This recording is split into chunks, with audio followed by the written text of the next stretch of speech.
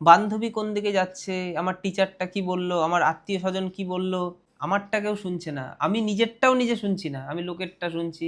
একটু কথাগুলো শোনো, কোন জিনিসগুলো কোন ভুলগুলো তুমি করবে না। আমি মনে করছি তুমি কলেজে ভর্তি হবে, কলেজে কি সাবজেক্ট নেবে, লোকে কি বলে। আমি কিছুক্ষণ আগে দু একজনের সাথে কথা বললাম, আমাকে অনলাইন থেকে ফোন করেছিল অনেকে, যে একটু গাইডেন্স জানতে চায়। তারা বলছিল যে অনার্স নিয়ে পড়বো না, পাসে পড়বো। এখন তো অনার্স পাস নেই, মেজর মাইনর। দেখো, মাইনর মেজর পড়াশোনার চাপ এমনটা নয়। কলেজে যখন পড়বেই মেজর সাবজেক্ট একটা বাঁচবে, দুটো মাইনর বাঁচবে। এবার অনেকের প্রশ্ন, স্যার মেজর বা অনার্সে অনেক পড়তে হয়। তুমি মাধ্যমিক পাশ করেছো, তুমি উচ্চ মাধ্যমিক পাশ করেছো, তুমি এই যে পড়াশোনার ক্ষেত্রে তোমার যে পড়াশোনার যে চাপটা ছিল, তার থেকে অনেক কম চাপ অনার্স নিয়ে, মানে মেজর সাবজেক্ট নিয়ে কলেজ কমপ্লিট করা। ওই ওই সময় পড়াশোনা তো করেছো, এবার তুমি যদি ফিল করো অনেক পড়েছি, মাধ্যমিক উচ্চ মাধ্যমিক অনেক পড়ার চাপ, এখন আর আমি চাপ নিতে চাই না, চাপলেস থাকতে চাই, তাহলে তুমি মাইনর 3টে সাবজেক্ট নিয়ে করো, অবশ্যই করো। দেখো, কোনোটাতেই কোনো সমস্যা নেই।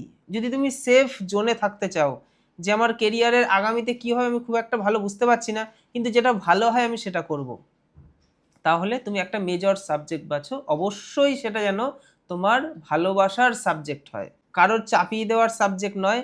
কেউ তোমাকে সাজেস্ট করলো, তোমার কোনো টিচার বা তোমার কোনো বান্ধবী নিয়েছে, তোমার যদি ভালো লাগে, তোমার যদি সেই সাবজেক্টে নাম্বার ওঠে, তুমি ওই সাবজেক্টটাকে অবশ্যই মেজর নাও, বাকি দুটোকে মাইনর।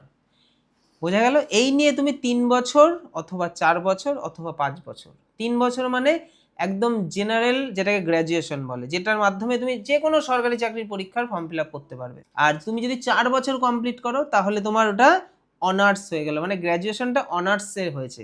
আর 4 বছর তুমি যদি কমপ্লিটই করে থাকো, তাহলে আর একটা বছর অবশ্যই করবে, যেটা হচ্ছে মাস্টার্স, মানে তুমি মাস্টার্স ডিগ্রি পেয়ে গেলে, মানে 11-12 পর্যন্ত স্কুলের টিচার তুমি হতে পারবে। সাথে তোমাকে বিএড করতে হবে 2 বছরের।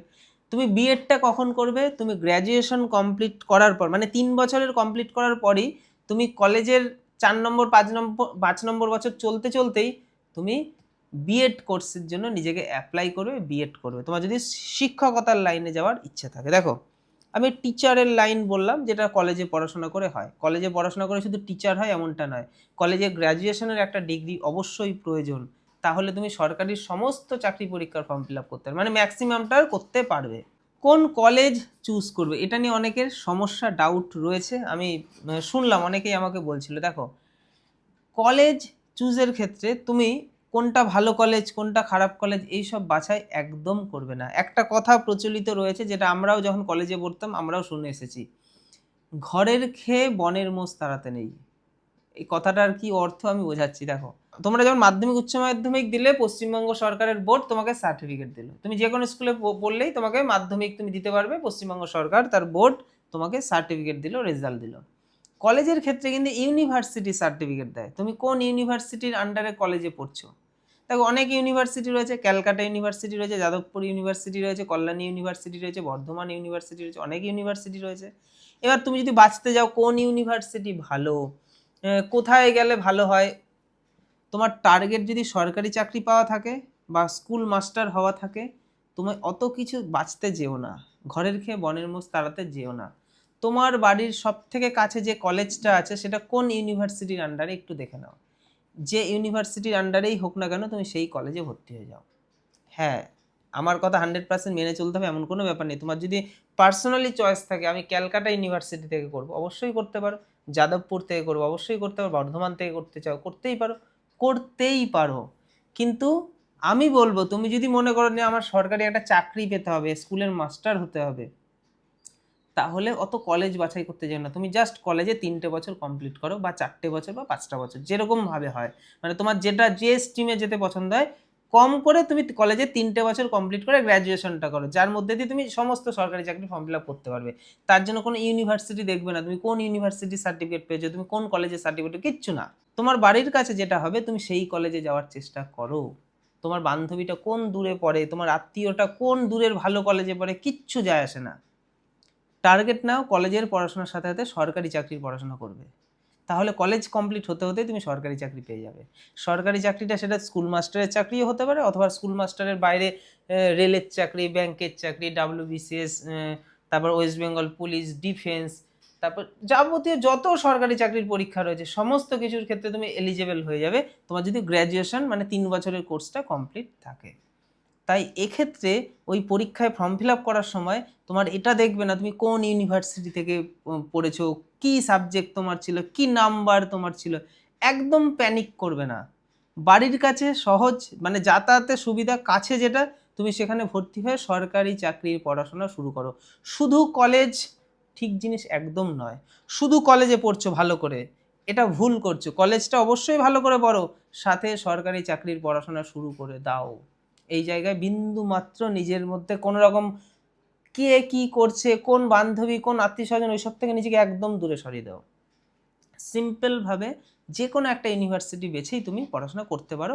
তবে ক্যালকাটা বা যাদবপুরের ক্ষেত্রে তোমার একটু ইংলিশ ভার্সান বা সিলেবাসটা একটু অন্যরকম হয়। তোমার যদি মনে হয় না সেখানে আমি করতে পারো বা করতে চাই, তুমি যেতেই পারো, কিন্তু এমনটা যেন না হয় তোমার বাড়ি থেকে ক্যালকাটা ইউনিভার্সিটি বা তার কলেজগুলো অনেকটা দূরে, বা যাদবপুরের কলেজগুলো অনেকটা দূরে, বা যে কোনো কলেজ অনেকটা দূরে, তোমাকে অনেক ছুটতে হচ্ছে, ট্রেনে বাসে অনেকটা সময় চলে যাচ্ছে। তুমি দেখবে 3-4 বছর পর তোমার অনেকটা সময় চলে গেল, তুমি শুধু কলেজটাই পড়ে কলেজটাই কমপ্লিট করতে পারলে, আর আদার্স আর কোনো দিকে মাথায় দিতে পারলে না, কারণ তোমার প্রাইভেট টিউশন, কলেজ, যাতায়াত এই করতে করতেই তো হয়ে গেল 3-4-5 বছর কেটে গেল।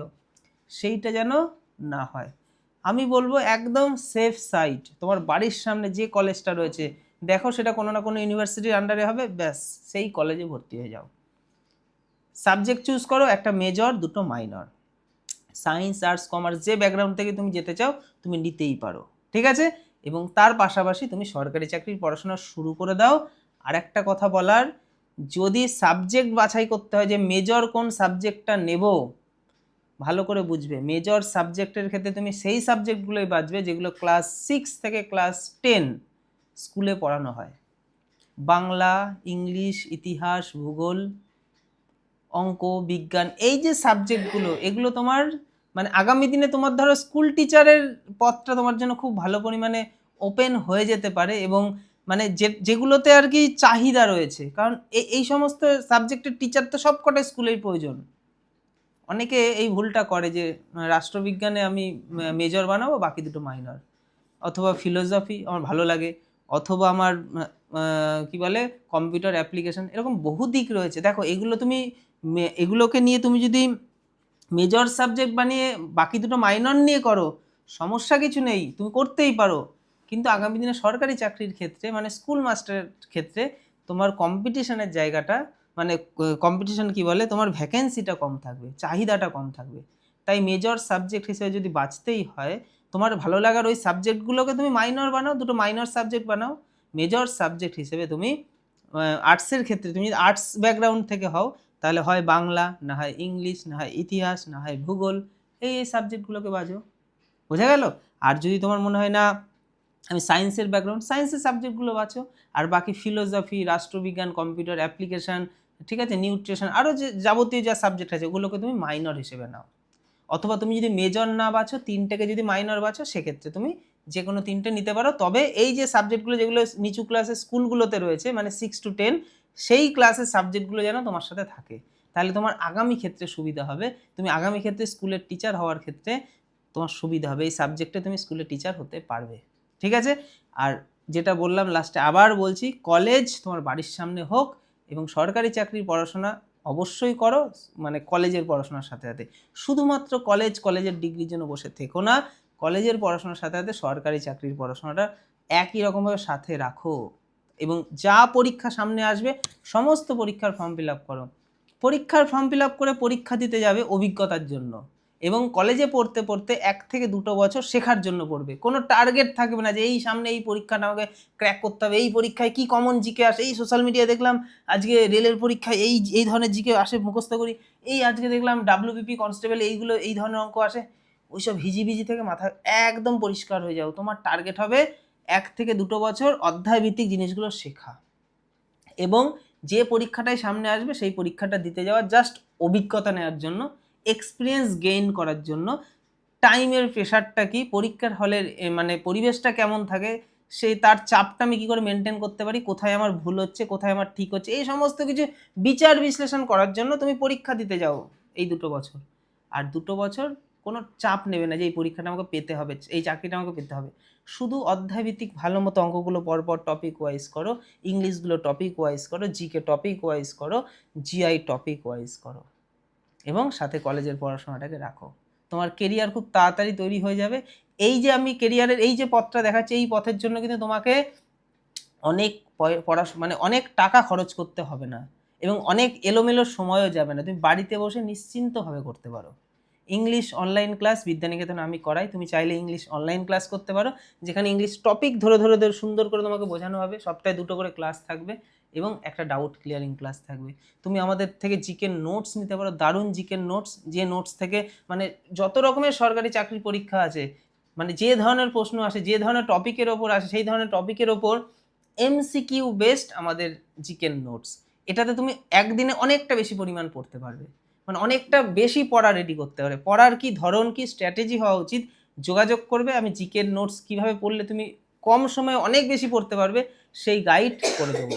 আমাদের অনলাইন ক্লাস বা আমাদের এই সমস্ত ক্লাস, মানে অনলাইন ক্লাসের মধ্যে তুমি যদি জয়েন হও, তাহলে তোমাদের সাথে তো আমাদের যোগাযোগ থাকছেই, চাকরির পরের বাকি ক্ষেত্রে গাইডেন্স তোমরা পেয়ে যাবে। এবং আমরা মানে জিআই যেটা রয়েছে, মানে জেনারেল ইন্টেলিজেন্স, সেই সাবজেক্টের গাইডেন্সও তোমরা পেয়ে যাবে। মানে সেই সাবজেক্টের অনলাইন ক্লাস আমরা খুব তাড়াতাড়ি শুরু করতে চলেছি, এবং চাকরি পরীক্ষার 4টে টপিকেরই আমাদের অফলাইন ব্যাচ চলে বিদ্যানিকেতনে, ঠিক আছে? যেহেতু এই সাবজেক্টগুলো আমরা পড়াই অনলাইনে এবং অফলাইনে, তাই তোমাকে গাইড করতে পারছি। এবং মানে এটা ভালো ভালো দিক, পড়াশোনাটা ভালো ওয়ে, ভালো একটা পথ। ওই হিজিবিজি মানে ও ওটা করেছে বলে আমি ওটা দৌড়াবো, ও ওটা করেছে বা আমি এটা বলছি বলে আমাকে করতে হবে না। তোমাকে সঠিক পথটা বোঝানোর চেষ্টা করছি, সহজ, সঠিক, কম খরচ, কম সময় নেবে তোমার থেকে, পড়াশোনা ভীষণ ভালো হবে, কেরিয়ারটা তৈরি হবে, দেখবে কলেজ কমপ্লিট হতে না হতে তোমার কাছে সরকারি চাকরিও চলে এসছে, ঠিক আছে? তার সঠিক পথ ওয়ে নিয়ে যদি আরও কিছু জানার থাকে আমাদেরকে হোয়াটসঅ্যাপ করে, আমাদের ম্যামরা আছে, গাইড করে দেবে, না হলে আমাকেও দেবে, আমি তোমার সাথে পার্সোনালি কথা বলে নেবো। কিন্তু সহজ সঠিক যে পথটা, যেটাতে তোমার সফলতা নিশ্চিত, খুব তাড়াতাড়ি তুমি সফলতা পেতে পারো, সেই পথের দিকে অগ্রসর হও। সময় নষ্ট করো না, কলেজের পড়াশোনার সাথে সাথে সরকারি চাকরির পড়াশোনাটা দারুণভাবে শুরু করে দাও।